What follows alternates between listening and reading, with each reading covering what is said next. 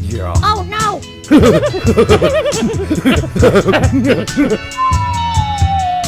Matt, what the hell was that? Wasn't me, coach. Welcome to the straight red car. Get off our lawn.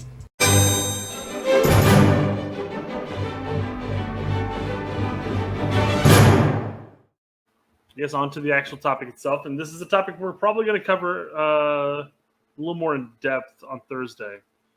Because I know this is going to be something that Derek wants to talk about. But this happens to be about a Lawless tweet. And generally speaking, I tend to defend Lawless more than bag on some of his takes. Because I enjoy it. I look at a lot of the stuff that he posts, and I say, this is like some 4D chess trolling that it makes the person looking at this think that he's being sincere about it. And maybe he is being sincere about it, but I honestly don't know how you can get to this. So like I said in this tweet right here, I try. Every week I try. I just can't on this one. And he says, I think Christian Pulisic will have plenty of great options in Europe. But if LA Galaxy wanted to act like a super club again, I'm guessing that when they acted like a super club before, when they brought Donovan back and probably Beckham at that point, but they'd make a run at him and use him like Beckham. There you go, to signal their intentions. Yes, he'd get a lot of MLS crap. So basically, people would bag on him. Like, why would you make this decision? Why would you go back to MLS? It's a crap league. You're with one of the top teams in Europe. Blah blah blah. And it's warranted, quite frankly. But I think CP's got a lot of Landon Donovan in him. And I don't know, there's a part of me that hopes it's more like a Glenn Dempsey in him, Even a Michael Bradley, where it's like, the tail end of your career. Maybe you come back and you want to continue. You want to help MLS develop, and well, not necessarily like your waning years. And this is like, I just want to get my retirement check. But definitely not when you're 24, 25. I mean, come on. This is the silliest thing I've ever seen.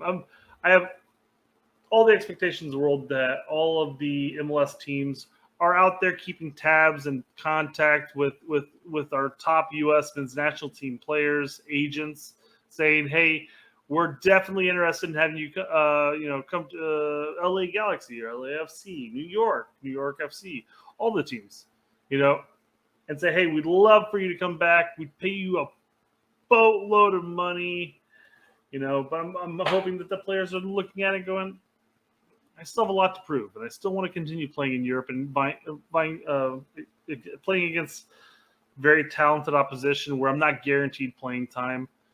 So, no, I don't want Christian Pulisic to come back. Even if he's got a bit of Landon Donovan, I don't want him coming back to MLS. Or coming to MLS. This will be his first time in MLS, so it wouldn't be coming back to. But I don't want him coming to MLS. Because what have we noticed with most U.S. men's national team players coming to MLS? Minus Donovan, for whatever reason, he's a bit of an anomaly here. But most players, you see the play downgrade. We talk about it with all the players that are leaving MLS that go to Europe, and the first thing they always say is that, well, it's not just the pace of the game, but it's the pace of your thought, your actions on the field, your decision making.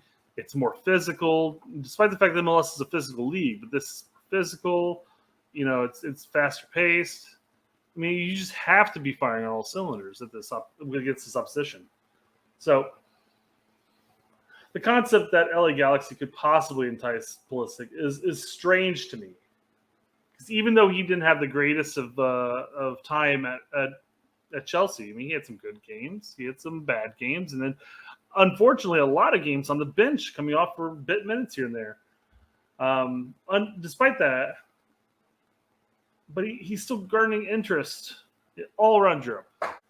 He has interest, whether it's him going to AC Milan, which has been out there for a while. I know AC Milan's been tracking him for the last 18 months, roughly speaking.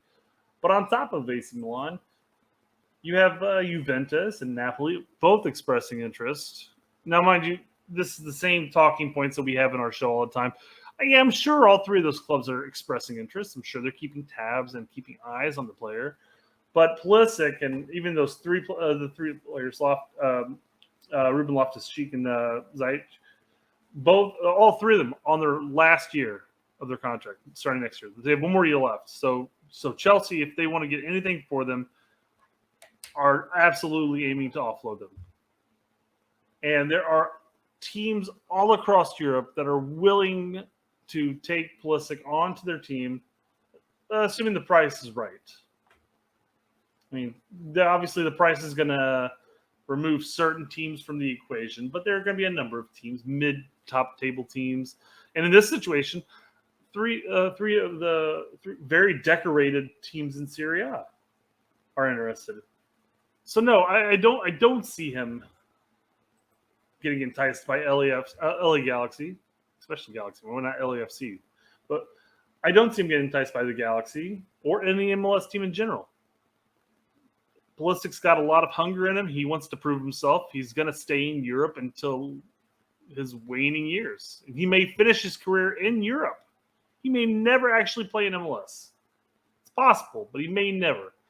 Again, we're probably going to talk about this on the live stream on Thursday.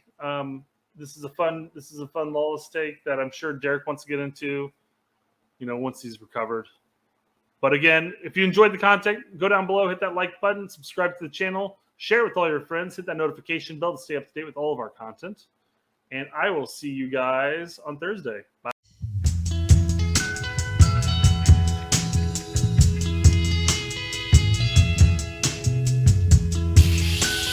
You're gonna do her.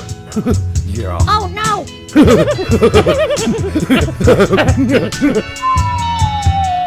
Matt, what the hell was that?